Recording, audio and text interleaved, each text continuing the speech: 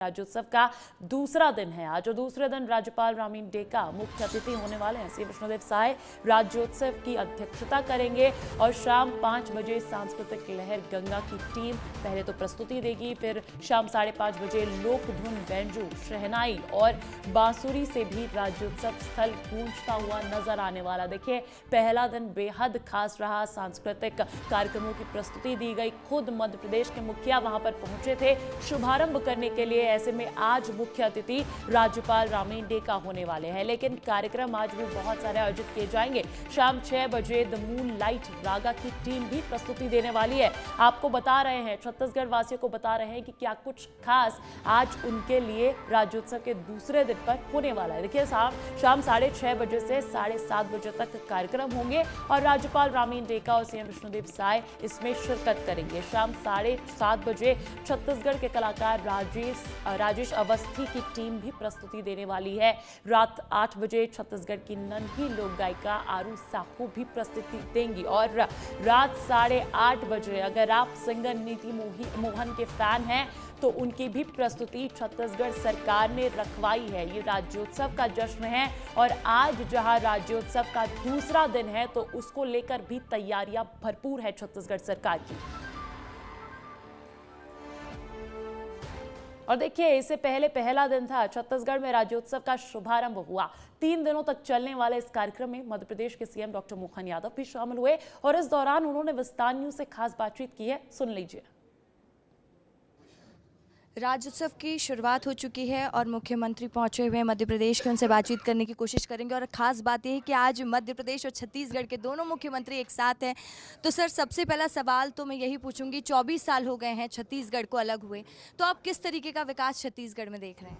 नहीं, विकास तो अनंत होता है, विकास कभी रुकता भी नहीं है। और माननीय रमन सिंह जी की सरकार ने जिस प्रकार से विकास के काम किए थे और उसी गति को माननीय विष्णुदेव साय जी की सरकार तेज गति से आगे बढ़ रही है और ऐसे में मध्य प्रदेश छत्तीसगढ़ के साथ ही खड़ा है। हम सब जानते हैं कि कांग्रेस ने अतीत में बहुत गलतियां की है, यहाँ के क्षेत्र के लोग कभी उसको भूलेंगे नहीं, लेकिन आज विकास का समय है, इसलिए विकास के कारवां को आगे बढ़ाना है। सर, आपने कहा था कि आप छत्तीसगढ़ के मुखिया से जब मिलेंगे तो हाथी के विषय को लेकर दोनों प्रदेश आपस में काम करेगा, इसको लेकर भी रणनीति बनाएंगे, तो बातचीत हो गई है आप लोगों की? मैंने तो सार्वजनिक उससे कहा और माननीय मुख्यमंत्री जी ने भी कहा कि भी न तो छत्तीसगढ़ में पहले स्थायी बसेरा हाथी का था, ना मध्य प्रदेश में था, लेकिन अब 2-3 साल 4 साल में ऐसा हुआ है कि स्थायी बसेरा हुआ है। तो क्या हाथी, क्या टाइगर, जो भी जानवर है हमारा साझा जंगल है, तो आपस में एक दूसरे के साथ रह करके हमारे वन्यजीव की रक्षा करना भी हमारा काम है और जनजीवन की रक्षा करना भी हमारा काम है। तो आपस में ऐसे कई सूचनाओं का आदान प्रदान से लेके बाकी काम हम करने वाले हैं, जिसके भरोसे से भविष्य में होने वाली कोई दुर्घटना उसमें भी बचाव का मामला रहेगा और बाकी सब प्रकार की वन गतिविधियों को बढ़ाने के लिए, वन्य जीव प्राणियों की रक्षा करने के लिए हम साझा हैं, साथ में हैं। आपने सुना कि मुख्यमंत्री जी ने कहा कि किस तरीके से दोनों प्रदेश साथ में मिलकर, चाहे हाथी का विषय हो चाहे कोई भी विषय, उस पर काम करेगा और लगातार विकास की रफ्तार में छत्तीसगढ़ आगे बढ़ रहा है। वीडियो जर्नलिस्ट किशोर के साथ रसिका पांडे, विस्तार न्यूज, रायपुर। तो देखिए, आपको एक खास पल भी दिखा दिया जहां पर मध्य प्रदेश के मुखिया और छत्तीसगढ़ के मुखिया एक साथ नजर आए। साथ ही साथ आपको ये भी बताया कि राज्योत्सव के दूसरे दिन क्या खास रहने वाला है, लेकिन पहले दिन क्या कुछ खास रहा और कितनी व्यापक तैयारियां छत्तीसगढ़ सरकार की और है, इस रिपोर्ट में देख लीजिए।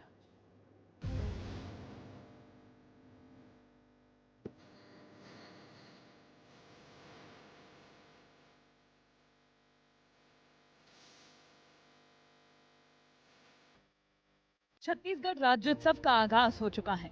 3 दिन तक चलने वाले इस उत्सव में मध्य प्रदेश के सीएम डॉक्टर मोहन यादव मुख्य अतिथि हैं, जिन्होंने छत्तीसगढ़ और मध्य प्रदेश के रिश्ते का उदाहरण पेश किया। तो छत्तीसगढ़ एक तरह से हमारा अपना मध्य प्रदेश से उनका गहरा रिश्ता है। विकास के मामले में कई कारणों से हमारे आपस के संबंध भी हैं। हम सब मिलकर के वो नए संकल्प लेंगे जिससे मध्य प्रदेश और छत्तीसगढ़ मिलजुल कर आगे बढ़े। ये राज्योत्सव लोक संस्कृति और परंपरा का उत्सव है, जिसकी झलक भी दिखाई दे रही है। जब 2 प्रदेश के मुखिया मिले तो छत्तीसगढ़ में नगाड़ा बजाकर इस राज्योत्सव का शुभारंभ किया। दरअसल छत्तीसगढ़ में नई बीजेपी सरकार का ये पहला राज्योत्सव है। ऐसे में सरकार इस उत्सव को यादगार बनाने में कोई कसर नहीं छोड़ रही है।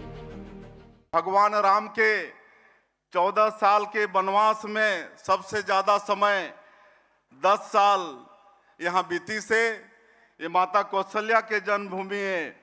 यही माता सबरी भगवान राम के बड़े प्रेम से जूठा बेर खिला रही से ऐसे छत्तीसगढ़ के धरती ला भी आज के अवसर में मैं प्रणाम करत हूँ। हमने बनाया है, हम ही संवारेंगे। इस थीम पर राज्योत्सव कार्यक्रम को बनाया गया है। 1 नवंबर 2000 को भारत के 26वें राज्य के रूप में छत्तीसगढ़ अस्तित्व में आया, जब इसे मध्य प्रदेश से विभाजित किया गया था। इन 24 सालों में छत्तीसगढ़ ने खूब प्रगति की है और युवा प्रदेश के रूप में देश के सामने उभर कर आया है। छत्तीसगढ़ में जिलों की संख्या 16 से बढ़कर 33 हुई है। अब तक 14 मेडिकल कॉलेजों की शुरुआत हो चुकी है। प्रति व्यक्ति आय बढ़कर 1,47,361 रुपए सालाना हो चुकी है।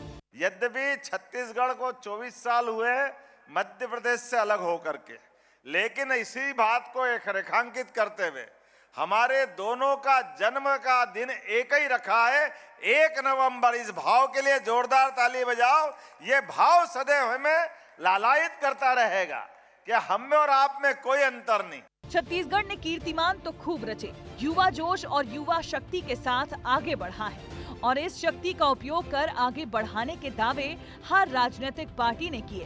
हालांकि देखना ये होगा कि छत्तीसगढ़ को और आगे बढ़ाने के लिए साई सरकार विजन डॉक्यूमेंट में और क्या लेकर आती है। ब्यूरो रिपोर्ट, विस्तार न्यूज।